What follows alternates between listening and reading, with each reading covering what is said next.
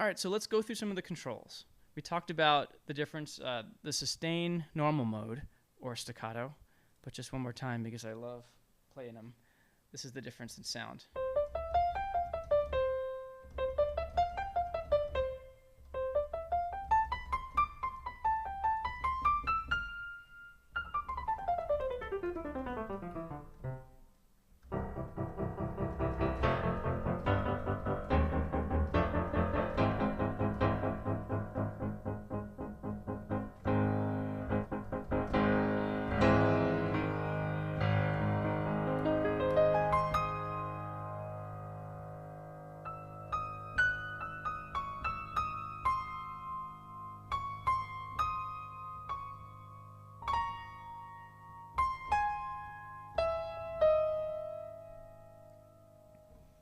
All right. We thought it was really important to have different levels of velocities, especially if RAM is an issue or you just don't want to have such an excessive number of velocities. So you can go all the way down. You could scale down to 6 velocities if you want, and you still have that same overall dynamic range. So basically,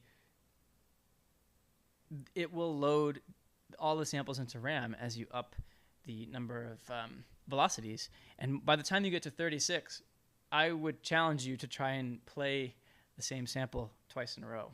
It becomes kind of difficult. But generally, you don't really hear much of a difference between, especially once you go beyond 24. You might notice just kind of a subtle variation as you get these higher number of velocities. And then we have an una corda switch, which I don't need to press because I have a fancy pedal here under the desk, but I'd love to showcase the difference between the una corda samples and the regular samples. So here we go.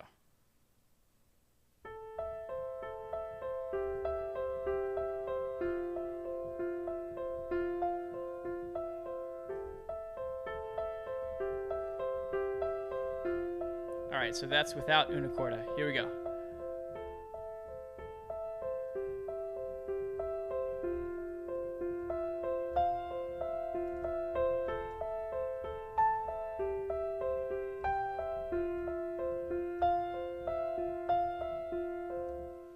Has a little bit more of a delicate and warm sound to it.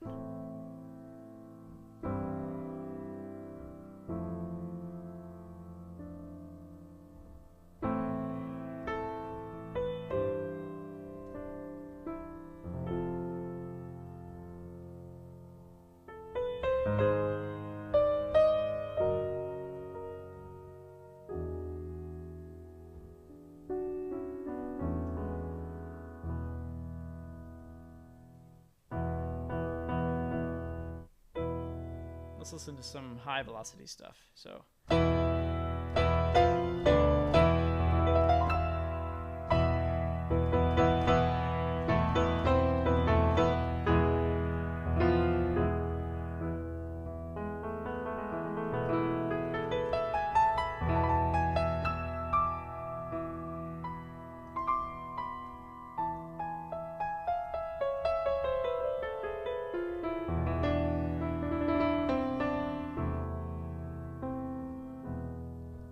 I could play the una corda samples all day long, and there's stuff that we could do that I'll show you in just a few minutes, how you can accentuate that warm, intimate, detailed sound, which I'm kind of obsessed with, and I think I maybe overemphasize it, but hey, that's my thing, so I'll keep going with it. The round robin switch is especially useful when you have a lower number of velocities, and what that will do is use neighboring velocities in the place of the same velocity that you're playing, so that it's really hard to get the same sample twice. All right, color. The color page is where you can get a lot of variation. So I'm just going to show you, and I'll go through it as quickly as I can, each setting. Here's the spread. So it sounds by default a nice stereo image.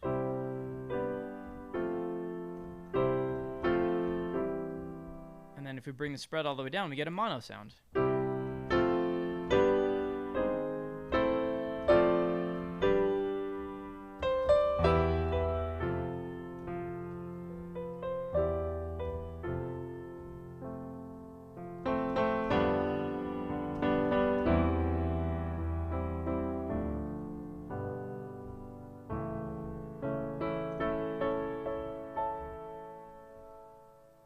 And then when we bring the spread up, I'll try to do this with one hand while I play.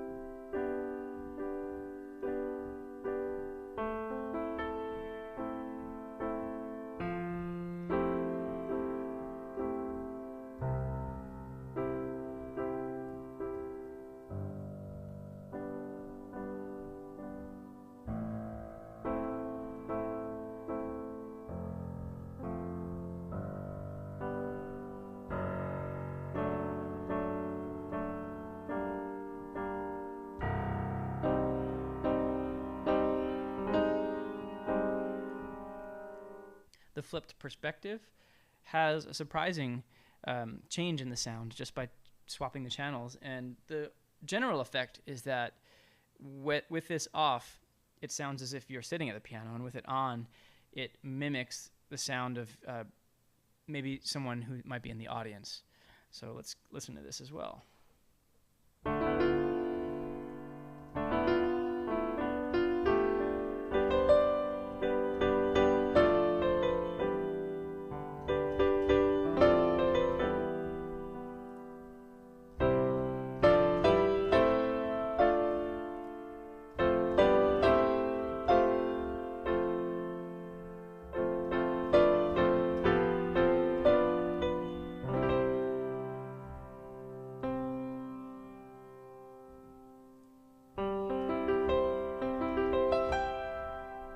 Here's a shout out to our Facebook Live viewers. I would highly recommend that you jump in to the Ask Audio conversation so that you can ask more questions.